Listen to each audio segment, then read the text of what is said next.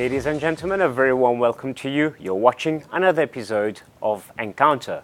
We have a very special guest with us in this program. We have Professor Vedanarayanan Kollengode, who is a specialist in Vedic chanting, Vedic scriptures. He will be explaining us the science behind it all, and he has also been associated with the Sai International Organization for the past 50 years. A very warm welcome to you, or shall I say Sairam? Sairam, Brother Roshan. And thank you very much for being with us for this program of Encounter. It's a pleasure having you. Thank you so much. It has been a beautiful morning today and wonderful to be here with all the fellow viewers. Excellent. Thank you very much. I'm sure all the viewers will appreciate it. This is your first time in Mauritius. Absolutely. 50 years with the Sai International Organization. It has been my privilege and the blessings of God. Well, I always say that 50 years sounds okay, but half a century. Well, practically my whole life, it has been dedicated to the Sathya Sai organization. If I go way back into your earlier years, how did it all start for you? It all started for me at the age of 4. At 4? Yes. 4. Yes. Okay, wow. It happened that my father, who was a famous lawyer back in India, he was the follower of the great saint of Dakshineshwar, Ramakrishna Paramahamsa. Probably you would have heard. Of course. He was the guru of Swami Vivekananda. Of course. And he was a staunch follower of Ramakrishna Paramahamsa, and he has read all his works. And he has almost mastered it. He was a great sadhaka, and also he was a criminal and civil lawyer. So it was way back in 1964-65. There was an article about Sri Sathya Sai Baba in the then Illustrated Weekly of India. And of course, it was not a positive article about Sathya Sai Baba, because people did not know much. Of course, it talked about Sai Baba performing miracles. Yeah. And it was not a very positive article. My father did read the article, and being in the spiritual path, he felt that anyone can perform these miracles.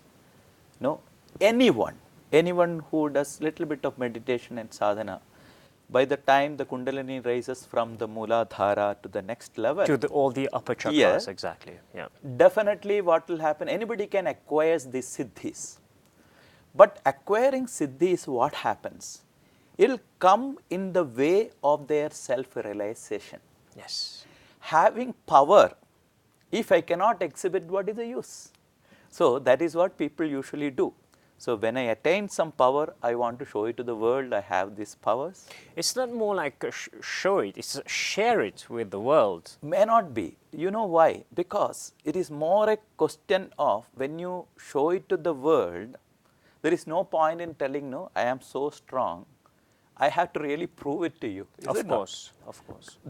This is what happens. Usually, it tends to take us away from the path we are on. Yes. So we forget our goal, and ultimately most of the people fall down at this level itself. What do you mean by fall down? Fall down in the sense they are more committed to the exhibition of powers.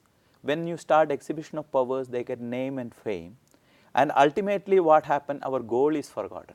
So you get more attached to the physical aspect of it rather than the inner journey. Absolutely. You are correct about that. So this is how it started for you. Your dad saw an article. So Dad had read in the chronicles of Ramakrishna that Ramakrishna clearly mentions that siddhas and yogis should not perform miracles, because it comes in the way of their self-realization. So he felt that he did not rule out the possibility that Sai Baba had attained the siddhis, but why is this man showing all these miracles to the world instead of realizing himself.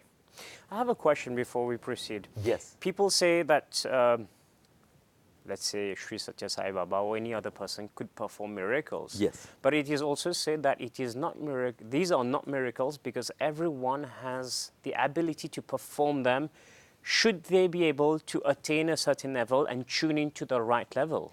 Correct. So what we call miracles are not miracles. It should be normally happening. Correct. That is what I am coming to the next stage. Yes, okay. So, what had happened was, when he read that, initially he put off with Sathya Sai Baba. He didn't want to even read anything about him. That because Sai Baba is, he thought that he is showing off his powers. Being a religious person, my father used to take me to the temple nearby almost every day. And one fateful day when we were praying in front of the deity in the temple, our neighbor happened to come there with all the excitement and said, "Do you know, I visited Puttaparthi, I saw Sai Baba, I got interview." Father was not interested at all. But he didn't leave it at that. He took a book of Sathya Sai Baba and literally he pushed it in my father's hand and said, "You should read it." But though he did not like it, in front of the deity, when we are praying, when something is given, we accept it. You have to be open. Open. Yes. So he brought it home and he just left it there. He never bothered. And being a lawyer, morning he used to go to the court. My mother happened to see this book. She felt it very interesting. He finished the book. And when father came back home, she asked him, "Where did you get this book?" He said, "Did you read it?" He said, "I am not interested. Please don't force me on that." He was very clear on that. Then she insisted, "You don't have to believe anything, come on." So just to satisfy her, he took the book. That's what we do now. When we don't like a thing, We put it aside. somebody is keep pestering you, Yeah. you just wanted to satisfy someone, you just casually open the book and pretend that you are reading something. Yeah. It was a discourse of Sathya Sai Baba, and the paragraph which he was reading was, Ramakrishna Paramahamsa says that Siddhas and yogis should not perform miracles. Neither am I a Siddha, nor am I a yogi. I am the very same Lord Rama and Krishna who has come down as Sathya Sai Baba. These miracles are natural. These are the visiting cards to say to the world that I have come. If I come like a commoner, you don't even bother for me. No. Or if I come like in the scriptures which has been said that God with 1,000 heads and 1,000 hands, probably you would have kept me in a museum and collected fees. So I should come down in a normal human way with extraordinary powers. Yes. So that is how my father got introduced himself into Sathya Sai Baba. But this statement which he saw, he was clean bowled. I think this is a story of many people nowadays that they often have a book, they don't read it. Correct. But sometimes after years, Yes. then they happen to open the book and read it.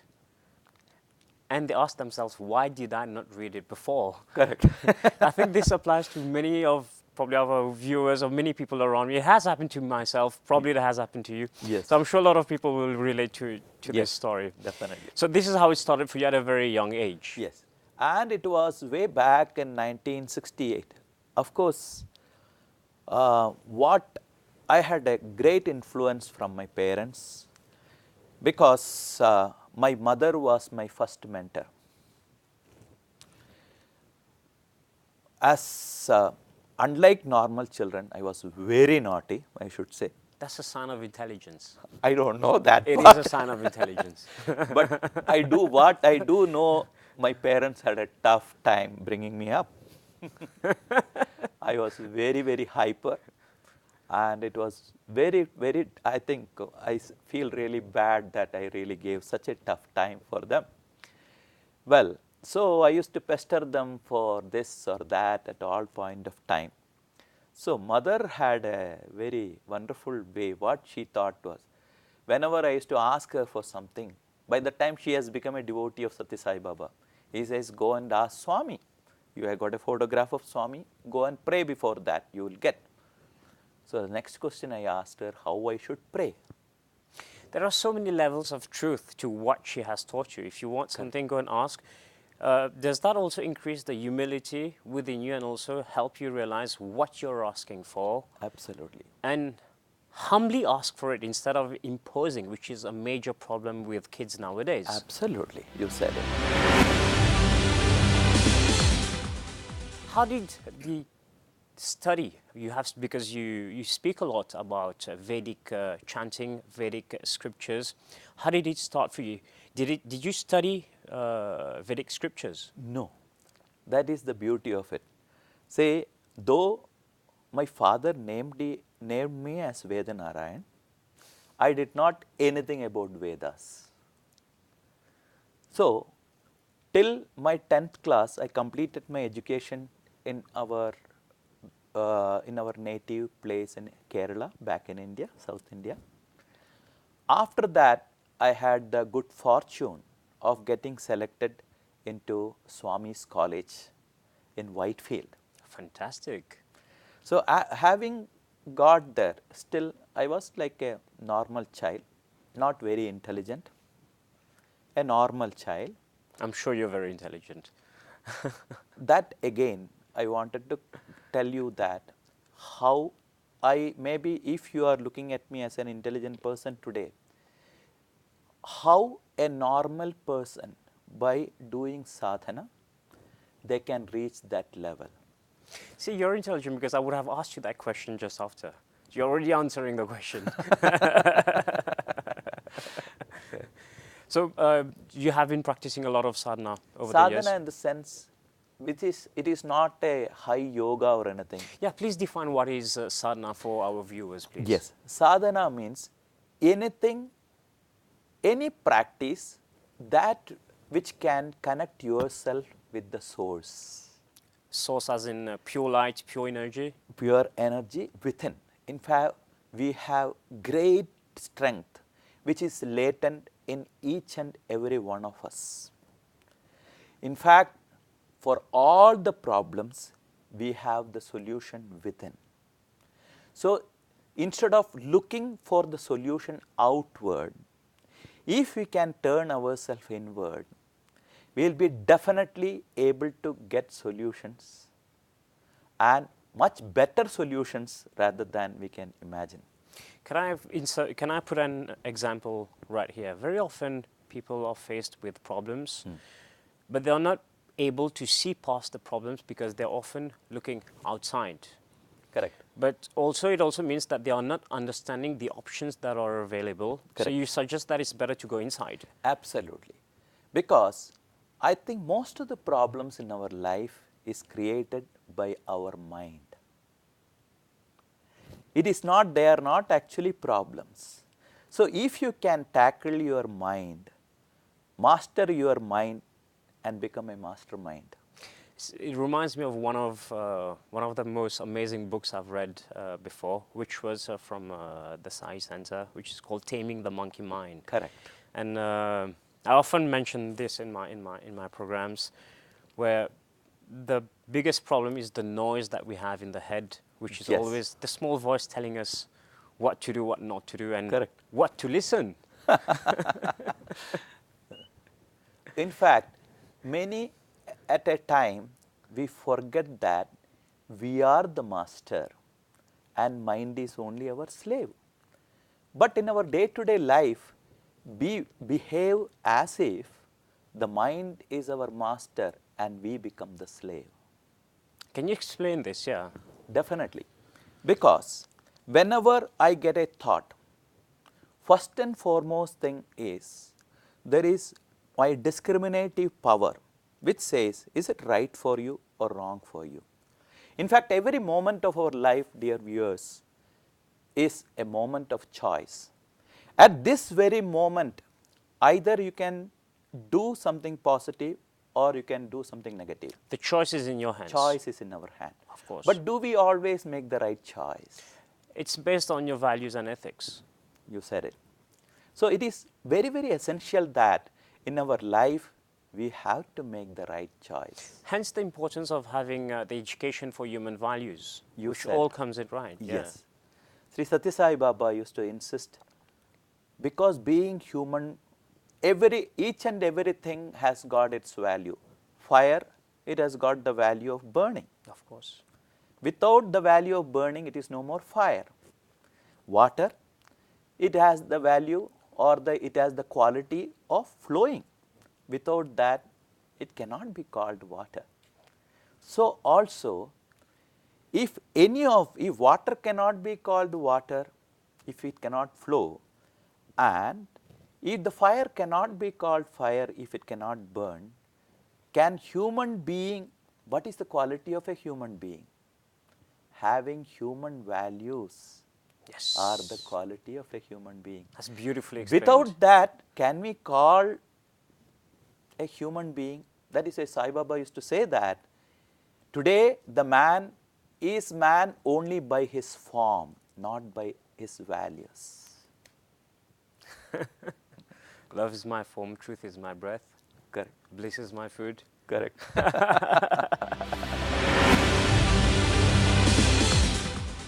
Please tell us a bit more about Vedic scriptures. I, for myself, I'm still learning. I know very little about. Please share about how it came to you. Give us a small introduction on how old it is, why you're so interested in it, and even though if it is so old, it's, I wouldn't say centuries, thousands of years old, but how come it's still so relevant nowadays? Beautiful. This is a fantastic question what you have come across. Vedas, how I came to know of it, it was Sri Sathya Sai Baba, one of the vacation time. He happened to come out of his room and he casually picked up some of the boys and said, "This is a vacation time for you. Why are you wasting your time? I have arranged Vedam classes for you. Why don't you learn Vedas?" We felt very happy. So, a great Vedic scholar who was living at that time, he came and he was teaching us the Vedas. And we had the good fortune that Sathya Sai Baba himself used to come to the class. Wow. And during the class hours, he used to make us chant individually and correct our mistakes.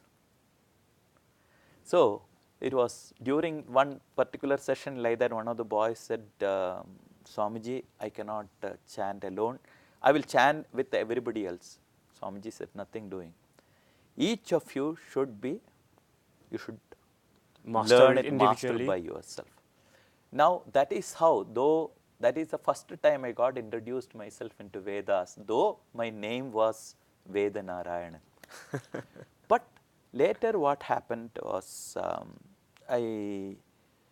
Swami gave me the responsibility to teach all the children in the higher secondary school, Sri Sathya Sai Higher Secondary School.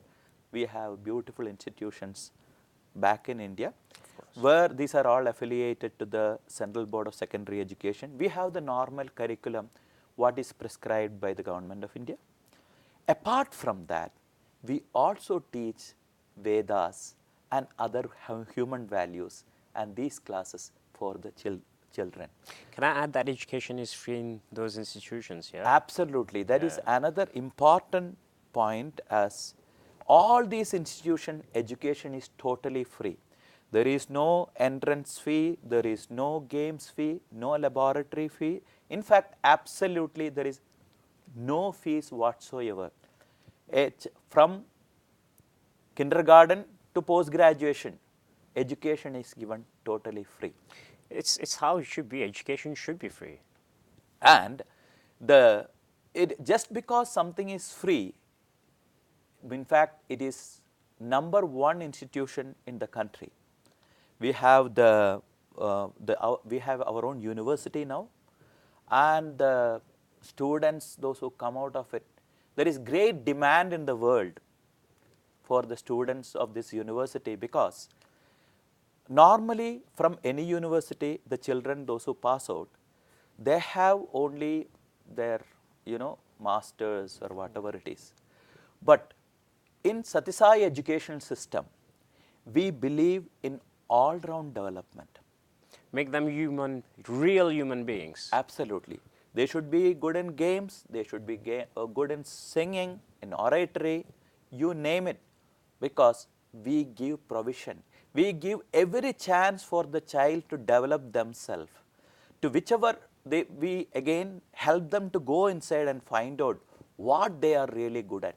It is not that the whole country, everybody should go for doctors or engineers. So you're trying to find the potential, the unique potential of each And every child. Yes. And then work on it so that they can grow into a real human being. Absolutely. Wow, that's very beautiful. So you mentioned that you were teaching Vedas to all the students in the secondary. The students, the higher secondary level. All right. Now let me come back to more, because you asked one question, that what are these Vedas? Yes. See, generally there is a misconception, I should say, that Vedas are those scriptures which belong to one particular religion. In fact, you will be surprised to know that it does not belong to any religion. It belongs to the Sanatana Dharma. And Sanatana Dharma, of course, this is not a religion. It is a way of life. Sanatana Dharma is a way of life. Then, but how come then some people ascribe these to one particular religion called Hindu religion? In fact, you should know that there is no religion called Hindu religion. It is a way of living. It is a way of living. In fact, the term Hindu religion was coined when we were ruled by the Britishers, just to split our community. They found it is a, by introducing this as a religion, they could split us up. The Vedic scriptures go from very back. Yes. How many years would you say? Were from time immemorial, from the beginning of time, it has been existing. Vedaha Chatvaraha. There are 4 Vedas we believe in: Rig Veda, Yajurveda, Samaveda, and Atharvana Veda. Apart from this, if you want to understand what is contained in the Vedas, we have to take the help of the 6 Vedangas. What are the Vedangas? We have Shiksha. Shiksha means euphony, how to pronounce the letters. Yes. Because the pronunciation also carries energy. Yes. Vyakarana, the grammar. Of course. Then you have the Chandas. What is the meter in which each of the slokas have been? If it is a poem, it has to be written in certain number of letters, in certain formation, then only it becomes a poem. Of course. Except the rap music nowadays. You don't have a meter for that. No. Okay. Usually poem or songs, it has to have a meter. So we have Shiksha, Vyakarana, Chandas, Nirukta. Nirukta is the etymology, how each of the word originates from. For example, if you have that, let us call it, well, let me give an example for tree. How in Sanskrit the tree is called Padapaha. Okay. Pada means feet. Paha means one who drinks. One who drinks with the feet, that is the tree. Yes. So, the word itself, by uttering the word itself, meaning comes out. So, what is the root from which all these words that are said in the Vedas originated? That is etymology, that is called Nirukta. It is important to know these things, because then it gives more power and knowledge to when you're pronouncing it. You are right. You are right. It is very, very essential. Thank you very much for giving us an introduction on Vedic scriptures. We will be having a second episode. We will say goodbye for now, ladies and gentlemen. Thank you very much for being with us for this episode of Encounter. Feel free to drop us an email if you have any inquiries or suggestions. Stay tuned to Encounter. We'll be back next week at the same time on the same channel.